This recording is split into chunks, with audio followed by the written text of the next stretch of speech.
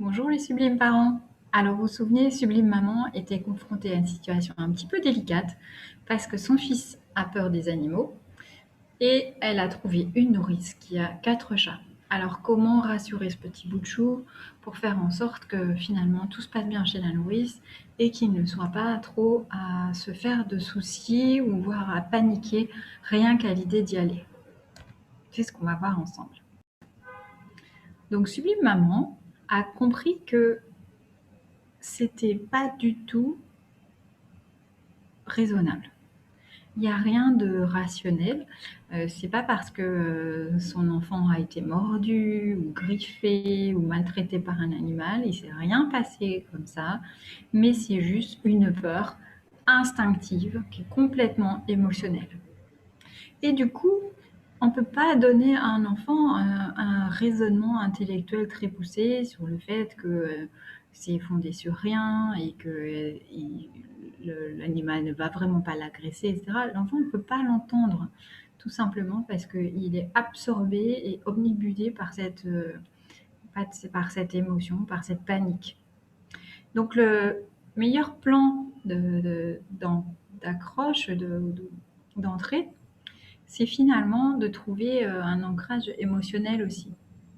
Et c'est pas toujours les parents qui peuvent le donner, parce que en l'occurrence, Sublime Maman, elle n'a pas d'animaux à la maison, donc on peut pas dire qu'elle soit passionnée par les animaux.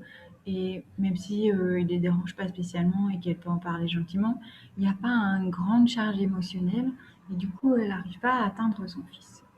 Alors, ce que Sublime Maman a fait, c'est qu'elle en a parlé à la nourrice. Or, la nourrice, comme elle a 4 chats et qu'elle a vraiment choisi, c'est qu'elle a un vrai amour pour ses chats. Et donc, quand la nourrice, elle parle de ses chats, quand la nourrice, elle regarde ses chats, quand la nourrice, elle s'occupe de ses chats, et bien dans tous ses mots, dans tous ses gestes, dans toutes ses attitudes, son amour pour les chats ressort. Il transparaît. Et quand elle va en parler, elle va trouver les mots justes qui, au-delà des mots, vont véhiculer une émotion et qui touchent ce petit garçon. Alors, ce qu'elle a fait, c'est qu'elle a pris le petit garçon dans ses bras et puis elle a gardé vraiment à distance des animaux pour qu'ils se sentent en sécurité. Et dans cette position de sécurité, petit à petit, elle a amené à observer. Observer le comportement de ces animaux, l'aider à remarquer qu'il y avait des choses assez régulières. Un chat, il dort sur le canapé, et puis il y en a un autre qui dort ici, et puis un autre qui dort ici. Et toi, petit bout de chou, est-ce que ça t'arrive de dormir? Et où est-ce que tu dors?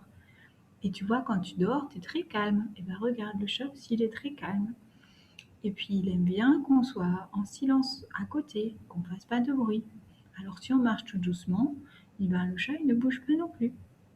Et donc, petit à petit, elle l'a aidé à trouver du sens à ces différentes attitudes. Elle l'a aidé à repérer des comportements répétitifs, donc qui sont assez prévisibles et que l'enfant peut repérer. Et puis, elle l'a aidé à faire des parallèles entre finalement la vie de ses animaux et sa vie à lui. Et ensuite, elle l'a aidé à comprendre que finalement, il y a des gens avec qui la relation avec les animaux se passe bien. Et donc, chaque fois qu'elle a mis en valeur, ce que regarde le chat là, il bouge l'oreille, t'as vu?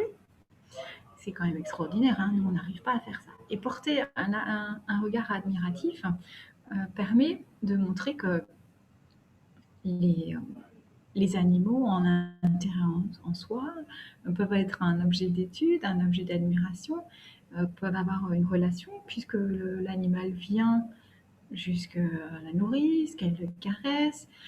Et petit à petit, ben, l'enfant va s'habituer à changer doucement son regard. En étant immergé autour de gens avec qui la relation avec les animaux n'est pas un problème, ben, petit à petit, par imitation, il va adopter des comportements un peu similaires, même si ça va prendre du temps. Donc la dernière chose que Sublime Maman a eu vraiment raison de faire, c'est d'accepter de donner du temps. Vraiment, il faut que l'enfant apprivoise sa peur en même temps qu'il apprivoise l'animal. Et petit à petit, ils vont réussir à tisser des liens et ça va déjà beaucoup mieux.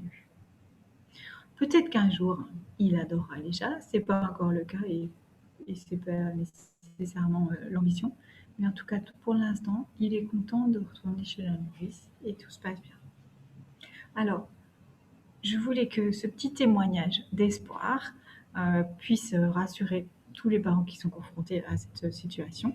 Donc, si tu en connais, n'hésite pas à liker la vidéo, ça va faire en sorte que YouTube la montre, et puis à partager avec d'autres parents, surtout s'ils sont concernés par cette difficulté qui peut être quand même assez handicapante au quotidien quand on doit faire garder ses enfants ou quand on doit aller chez les grands-parents qui ont des ou aller en vacances quelque part et qu'il y ait des animaux sur place.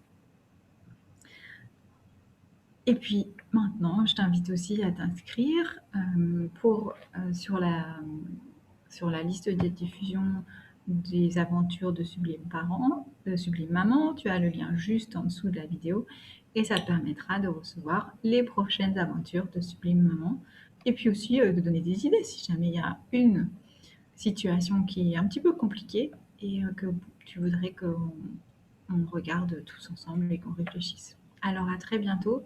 N'oublie pas de liker, partager et de t'inscrire.